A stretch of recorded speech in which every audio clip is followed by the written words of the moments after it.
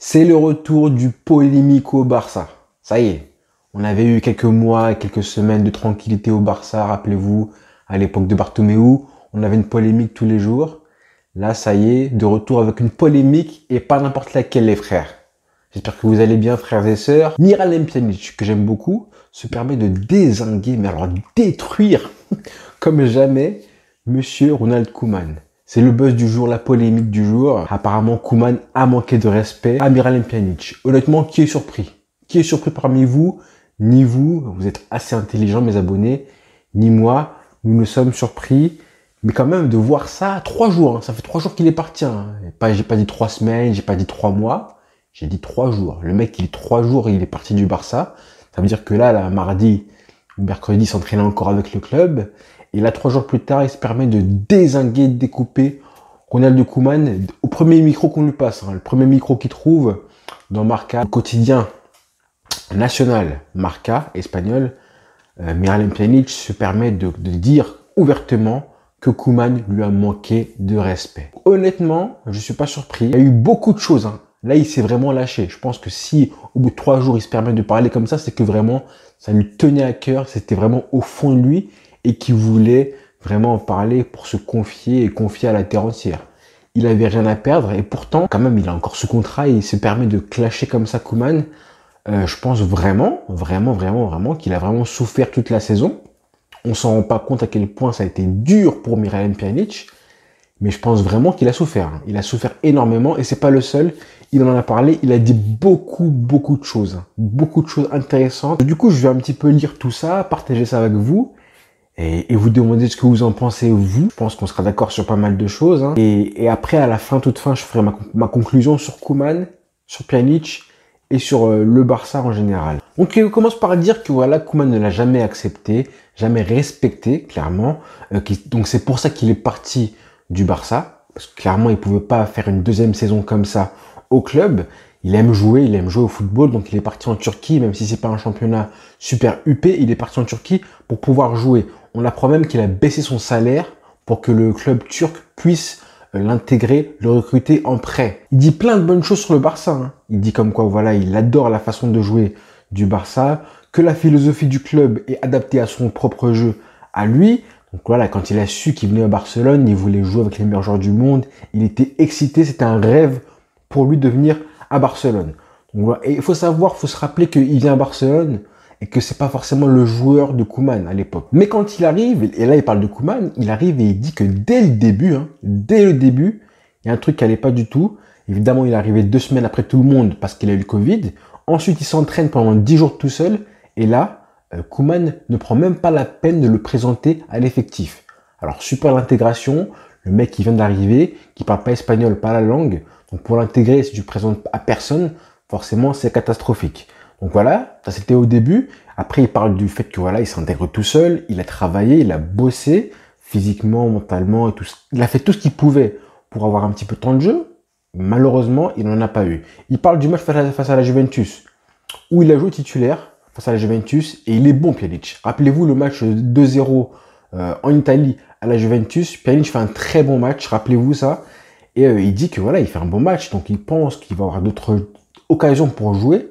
Et malheureusement, elles sont jamais venues. Donc évidemment, quand tu joues pas, et là il en parle très bien, c'est très bien ce qu'il dit. Il dit que justement, moins il jouait et plus ça s'empirait parce que du coup, il perdait en force physique. Forcément, quand tu joues pas, tu perds le rythme et mentalement, du coup, tu perds ta confiance. Donc forcément, quand il rentrait les quelques minutes de jeu où il rentrait, bah, du coup, il était encore moins bon que son niveau moyen. On a le cercle vicieux du joueur qui donc du coup doit se contenter de 5 minutes, 6 minutes pour jouer.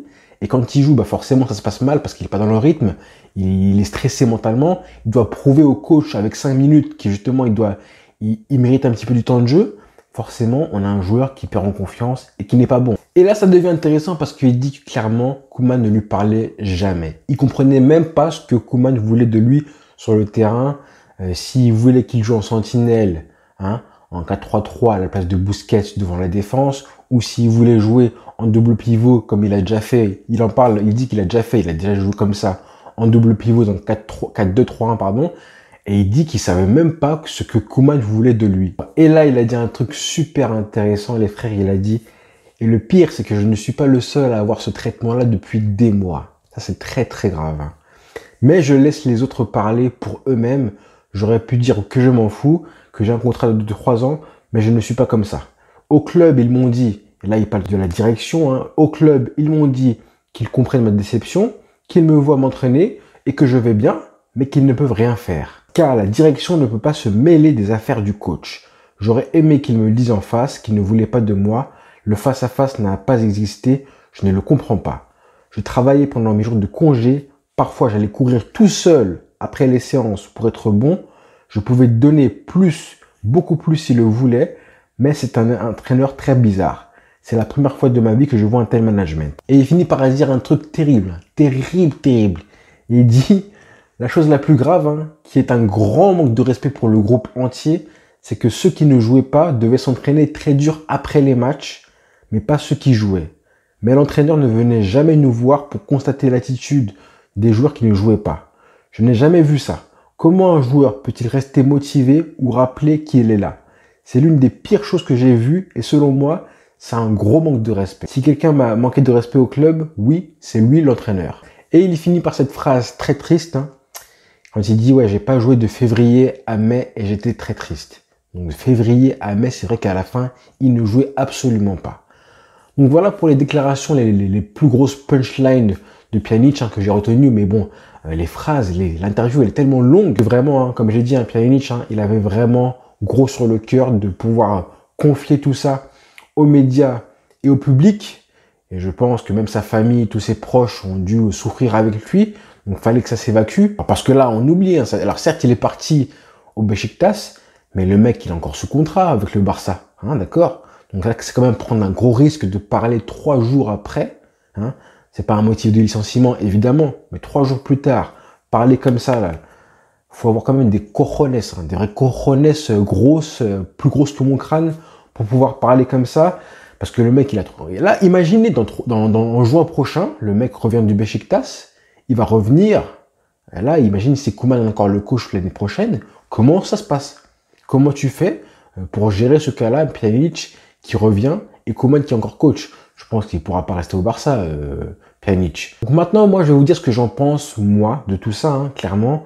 Déjà, un grand respect à monsieur Miralem Pjanic, qui est resté digne jusqu'à la fin de son séjour au Barça pour l'instant. Malgré le manque de respect, de considération de Koeman, on comprend mieux pourquoi il s'était permis d'un petit peu de clasher Koeman dans la presse, de faire filtrer un petit peu des stories sur Instagram, sur le coach. Alors je cautionne pas du tout, il aurait pas dû faire ça, c'est clair, hein, il aurait pas dû faire ça. On comprend la raison pour laquelle, le pourquoi du comment en fait, pourquoi il a craqué et qu'il a fait ces stories-là, ce qui date de janvier, février, je crois, de mémoire. On apprend quand même que ce monsieur a baissé son salaire pour pouvoir être du coup recrutable et accessible pour le club Beşiktaş où il voulait vraiment jouer au foot, alors que des joueurs au club là, Sergio Roberto, Busquets et Jordi Alba sont vraiment galérés pour admettre un jour qu'il quand même il fallait baisser leur salaire. Donc merci à lui quand même, c'est un mec de principe. Et ça se voit que c'est un bonhomme. Ça se voit que Pjanic c'est un mec bien, ça se voit dans sa personnalité.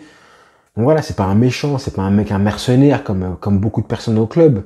C'est un mec bien, ça se voit. Donc voilà. Et puis concernant Koeman, que dire?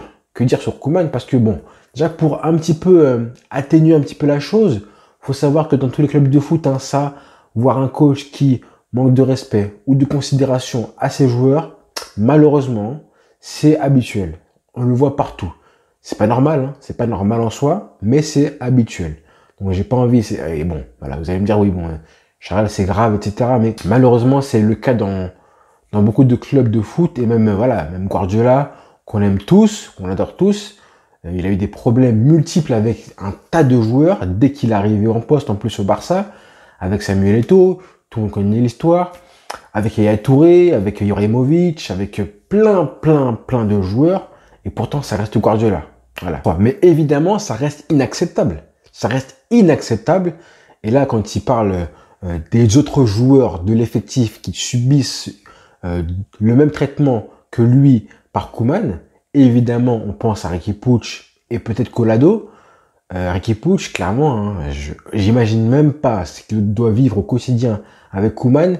Ce qui me rassure un petit peu, c'est de savoir qu'il est quand même protégé par la direction, plus que Pjanic en tout cas, ça c'est sûr. Mais Riqui Puig, hein, j'espère vraiment qu'un jour il pourra nous dire tout ce qui se passe vraiment dans le club. Ah, ce serait un régal. Ce serait un régal de savoir vraiment comment Koeman le traite, comment Koeman le considère. Si même il lui parle à l'entraînement, ce sera vraiment un régal de voir tout ça. Mais heureusement que Riqui Puig, il est vraiment apprécié par la direction et par Laporta. Sinon, il aurait pété un câble aussi. Et avec ces paroles de Pjanic, hein, tu comprends très bien que là, Koeman, si tu parles dans la presse de Koeman, si tu fais filtrer un petit peu des informations, si tu fais d'une mauvaise communication, il est très rancunier. Hein. Koeman, il est très très têtu. Clairement, les relations humaines, lui, ça passe largement avant le sportif. En tout cas pour les joueurs moyens. Les joueurs moyens comme ça, là, c'est facile. Hein. Riqui Puig, 22 ans, c'est facile de l'écarter. Pjanic qui est arrivé depuis 2 semaines, c'est facile. Mais bon, les cadres du vestiaire qui foutent n'importe quoi sur le terrain, par contre, eux, c'est compliqué, très compliqué. Crier sur Mingueza en plein match, presque l'humilier un petit peu, c'est facile, hein. Tout ça, c'est facile. Mais bon, Monsieur Koeman, on commence à comprendre de qui il s'agit, hein, de quelle personne il est, son caractère, comment il fonctionne. On commence tous à comprendre comment il est. C'est un petit peu dérangeant.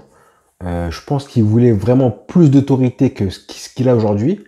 Et heureusement qu'il l'a pas. Heureusement parce que vraiment ce serait une catastrophe.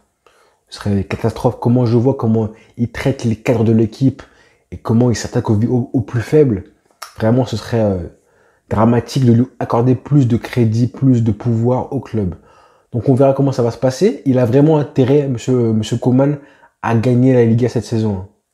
Sinon, je pense pas qu'il fera long feu au club. Parce que personnellement, tout ce que Pjanic dit dans l'interview, il y a beaucoup de vérité. Hein. Quand il dit que vraiment un coach a besoin de 17-18 joueurs pour une saison, et on l'a vu l'année dernière, on a vu que l'effectif était trop faible. On a un coach qui préfère être en froid avec des joueurs utiles comme Pjanic, comme Riqui Puig, hein, plutôt que de les mettre et du coup voilà, gagner des matchs, forcément ça se paye cash, et il a payé, hein. Vraiment Pjanic, il aurait très bien pu dépanner beaucoup de fois la saison dernière, soit à la place de Busquets, soit pour l'accompagner, hein, plusieurs fois, et malgré ça, ça n'a pas été le cas. Tous les problèmes qu'on a eu au milieu de terrain, par exemple, de manque de prise de risque, de manque de verticalité, tout ça, qui aurait pu être comblé par un mec comme Riqui Puig, pareil, Koeman a préféré le mettre sur le banc, sur le côté, et ne pas le faire jouer, et du coup, on a perdu la Liga. Alors, je dis pas que c'est à cause de ça seulement. Donc, honnêtement, tout ce qui nous arrive, tout ce qui arrive à Koeman, c'est mérité. Qu'il continue ainsi, et à la fin, il le méritera tout ce qui lui arrivera. Mais vraiment, grand respect à Pjanic. Hein. Grand respect Pjanic, parce que vraiment, parler comme ça dans la presse, franchement, c'est très très rare. Très rare, et il faut vraiment avoir du cran, ou en avoir gros sur le cœur, parce que je pense qu'il a vraiment souffert. Mais il a été courageux, j'espère vraiment que... Je suis pressé de voir la réaction de Koeman, parce que forcément, là, vous inquiétez pas, dans 10 jours là, à la reprise, il y a forcément un, voire plusieurs journalistes qui va demander à Koeman, alors, t'en penses quoi de ce qu'il a dit Pjanic? Et je pense qu'il va répondre, soit il fera une pirouette pour éviter de répondre directement, soit il va répondre un petit peu avec de la langue de bois, mais il va répondre, je pense qu'il va répondre. En tout cas, ce serait intéressant de voir ça. Et je pense que c'est pas le premier ni le dernier à parler comme ça en mal de Koeman. On sait que Koeman a eu des problèmes avec un joueur d'Everton à l'époque qui s'appelle Oumar Niasse, je crois, bref.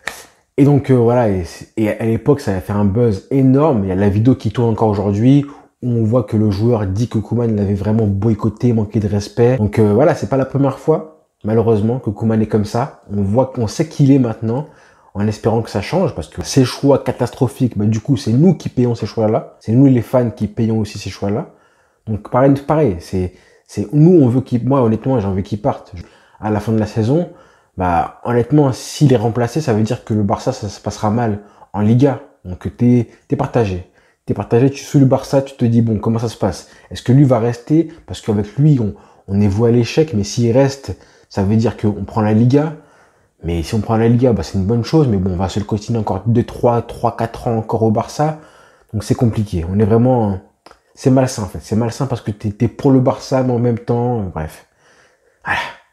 Merci Koeman de nous infliger ça. C'est vraiment compliqué parce que ça fait au moins 5 ans maintenant. 5 ans qu'on n'est pas en paix avec le coach du Barça. Donc on aimerait bien avoir un Barça où on est à fond derrière l'équipe et le coach. Mais là, le coach, honnêtement, il pullule un petit peu le club. Il fait régner une ambiance nauséabonde entre les joueurs. Donc clairement, c'est compliqué de le supporter à 100%. Donc voilà les frères. En tout cas, affaire à suivre. Ça fait plaisir. Ciao.